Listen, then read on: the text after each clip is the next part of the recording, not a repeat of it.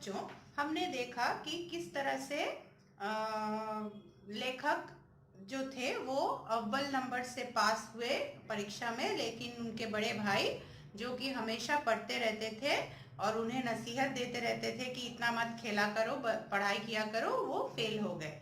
तो कुछ दिनों तक बड़े भाई साहब उनको कुछ नहीं कहते, क्योंकि वो शर्मिंदा थे कि वो इतना पढ़ाई करने के बावजूद क्लास में फेल हो गए, वो पास नहीं कर पाए। और लेखक अब बहुत ज़्यादा खेल कूद में मन लगा दिए, तो उनको कभी रोकना टोकना नहीं, बंद कर दिए उनको रोकना। तो कुछ दिनों तक ऐसा चलता रहा। फिर एक दिन वो और खुद को संभाल नहीं पाए बड़े भाई, उन्होंने उनको खूब लंबी चौड़ी लेक्चर सुना दी, डांट फटकार से कि पास कर गए, एक बार पास कर गए तो क्या समझ लिया खुद को, कितना बड़ा 30 मार खान समझ गए, और बार बार क्या ऐसा हो सकता है? अभी अब तुम समझते हो कि मैं फेल हो गया हूँ, लेकिन तुम मेरे क्लास में आके मेरी तरह इतने सारे कठिन कठिन विषय पढ़ाई करो तो समझ में आएगा कि कितना मुश्किल है, वगैरह वगैरह खूब सारा डांट लगा दिया। फिर सालाना इम्तिहान हुआ और कुछ ऐसा संयोग हुआ कि मैं फिर पास हुआ और भाई साहब फेल हो गए। तो दूसरी बार भी परीक्षा हुआ, वार्षिक परीक्षा हुआ, और इस तरह का संयोग हुआ, इस तरह का फल निकला कि भाई साहब फिर से फेल हो गए और लेखक जो थे वो अच्छे से पास हो गए। भाई साहब ने बहुत अधिक परिश्रम किया, कोर्स का एक एक शब्द चाट गए थे। 10 बजे रात तक इधर, 4 बजे भोर से उधर, 6 से 9:30 तक स्कूल जाने के पहले मुद्रा कांतिहीन हो गई थी, मगर बेचारे फेल हो गए। मतलब सारा दिन रात लगा के पढ़े वो, एक एक शब्द किताब का याद कर लिया, लेकिन फिर भी वो फेल हो गए, पास नहीं कर पाए, एकदम दुबले पतले से हो गए परीक्षा के चक्कर में, लेकिन फिर भी वो पास नहीं कर पाए। मुझे उन पर दया आती थी। नतीजा सुनाया गया तो वह रो पड़े और मैं भी रोने लगा। अपने पास होने की खुशी आधी हो गई। मैं भी फेल हो गया होता तो भाई साहब को इतना दुख न होता, लेकिन विधि की बात कौन टाले। विधि मतलब भाग्य। तो कह रहे हैं लेखक कि जैसे ही परीक्षा का फल निकला तो फल सुनते ही बड़े भाई साहब जो थे वो दुख के मारे उनको रोना आ गया और वो रो पड़े। और लेखक भी जो उनसे प्यार करते थे बहुत ज्यादा, डांट फटकार खाने के बावजूद, लेकिन भाई से बहुत प्यार करते थे, तो वो भी खुद को संभाल नहीं पाए, उनको भी रोना आ गया और सोचने लगे कि काश मैं भी फेल हो जाता तो भाई साहब को शायद इतनी दुख नहीं होती कि मुझसे छोटा बिना मेरी तरह परिश्रम किए पास कर गया और मैं इतना परिश्रम किया, उससे बड़ा होकर भी मैं फेल हो गया, उनको इतना कष्ट नहीं होता। मेरे और भाई साहब के बीच में अब केवल 1 दर्जे का अंतर और रह गया। मेरे मन में एक कुटिल भावना उदय हुई कि कहीं भाई साहब एक साल और फेल हो जाएं तो मैं उनके बराबर हो जाऊं, फिर वह किस आधार पर मुझे तंग कर सकेंगे। लेकिन मैंने इस कुविचार को दिल से बलपूर्वक निकाल डाला। तो अब उन दोनों के बीच में सिर्फ एक क्लास का अंतर रह गया, फासला रह गया।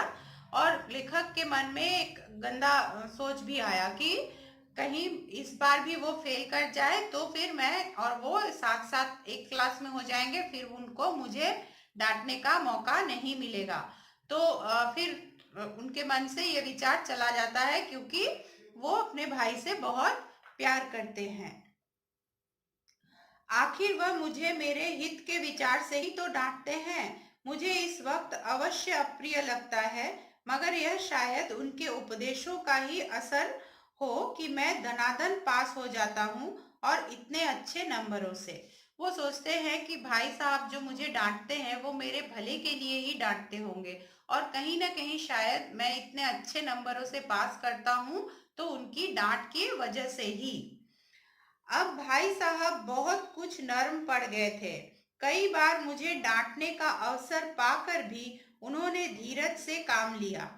तो अब भाई साहब जो थे वो बार बार 2 साल लगातार फेल होने के बाद अब थोड़ा नरमी से पेश आते थे और कई बार तो उनको डांटने का मौका भी मिला, पर वो अपने आप को उन्होंने रोक लिया, ने बिना डांट के ही छोड़ दिया। शायद अब वह खुद समझने लगे थे कि मुझे डांटने का अधिकार उन्हें नहीं रहा, या रहा भी तो बहुत कम। मेरी स्वच्छंदता भी बढ़ी। मैं उनकी सहिष्णुता का अनुचित लाभ उठाने लगा। मुझे कुछ ऐसी धारणा हुई कि मैं पास हो ही जाऊंगा, पढ़ूं या ना पढ़ूं, मेरी तकदीर बलवान है। इसलिए भाई साहब के डर से जो थोड़ा बहुत पढ़ लिया करता था वह भी बंद हुआ। तो जो अब देख रहे हैं कि भाई साहब उनको अब डांटना बंद कर चुके हैं, तो लेखक के मन में भी और ज्यादा साहस हो जाता है और वो जितना भी थोड़ा बहुत पढ़ाई किया करते थे भाई साहब के डर से, डांट खाने के डर से, वो भी वो छोड़ देते हैं, क्योंकि उनके मन में एक विश्वास पैदा हो जाता है कि मैं तो कैसे भी पास कर ही जाऊंगा, पढ़ूं या ना पढ़ूं। मुझे कनकौए उड़ाने का नया शौक पैदा हो गया था और अब सारा समय पतंगबाजी की ही भेंट होता था। फिर भी मैं भाई साहब का अदब करता था और उनकी नजर बचाकर कनकौए उड़ाता था। तो कनकौए उड़ाने का नया एक खेल उनको पसंद आया था और अब उनका सारा वक्त या तो पतंग उड़ाने में या फिर इस खेल के पीछे चला जाता था। लेकिन वो भाई साहब जो कि चूंकि उससे उनसे उम्र में बड़े थे, इसका लिहाज करते हुए वो लेखक उनसे बचकर ही, उनको छिपा करके ही वो कनकौवे उड़ाने का खेल खेलने जाते थे। मांझा देना, कन्ने बांधना, पतंग टूर्नामेंट की तैयारियां आदि समस्याएं सब गुप्त रूप से हल की जाती थी। मैं भाई साहब को यह संदेह न करने देना चाहता था कि उनका सम्मान और लिहाज मेरी नजरों में कम हो गया है। तो वो जितनी भी सारी उनकी खेलने कूदने की जो उनका कार्यक्रम था, वो भाई साहब के नजरों से बचा करके ही वो किया करते थे, उनसे छिपा करके ही करते थे। वो भाई साहब को नहीं बताना चाहते थे कि फेल हो गए या पास हो गए, पर वो उनसे बड़े हैं तो उनको वो वैसे ही आदर सम्मान करते हैं उनका।